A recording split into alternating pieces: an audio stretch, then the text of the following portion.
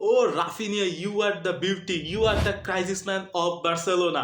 Barcelona যখন দরকার ঠিক দুঃসময়ের কাণ্ডারি হিসেবে প্রতিবার আবির্ভাব হয় ক্যাপ্টেন রাফিনিয়া। মানে যখন বার্সার দরকার হচ্ছে গোলের, কেউ গোল করতে পারতেছে না, ফাইনাল থার্ডে গিয়ে বল একের পর এক মিস হচ্ছে, ফেরান টোরেস এত সহজ সহজ সুযোগ মিস করতেছে, ঠিক সেই সময়ে বার্সেলোনার কাণ্ডারি হয়ে গোল করলো সেই আমাদের ক্যাপ্টেন রাফিনিয়া। এবং ক্যাপ্টেনের কাছ থেকে যেইটা আশা ছিল বার্সার, ঠিক সেইটাই ক্যাপ্টেন করে দিয়ে বার্সার্সে দুইটা গোল করছে, বার্সেলোনাকে জয় এনে দিছে। শেষ পর্যন্ত বার্সেলোনা 2-0 গোলে জয় পেয়েছে ওসাসুনার বিপক্ষে।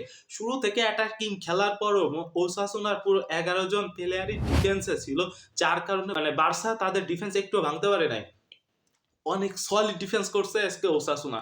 এত ভাই সলিড ছিল তাদের ডিফেন্স, মানে অন্য লেভেলের ছিল, আসলে অন্য লেভেলে। এবং ফেরান টোরেস যেভাবে গোলগুলো মিস করছে, আসলে অনেক দৃষ্টিকটুভাবে গোল মিস করছে। সে গোল একটা পাইছিল, কিন্তু ওইটা আপনার বাজে লেভেলের একটা অফসাইডের কারণে মিস গেছে।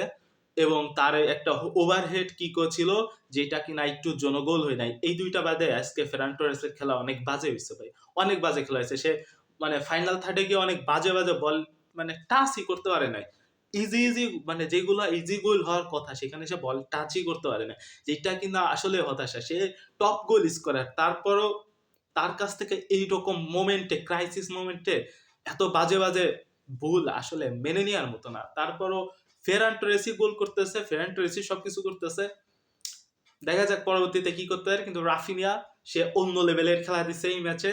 সে দুঃসময়ে এসে দুইটা গোল করে বার্সেলোনার জয় নিশ্চিত করে গেছে, এবং কাতালানরা শেষ পর্যন্ত ওসাসুনার সাথে 2-0 গোলে জয় নিয়ে মাঠ ছাড়ছে।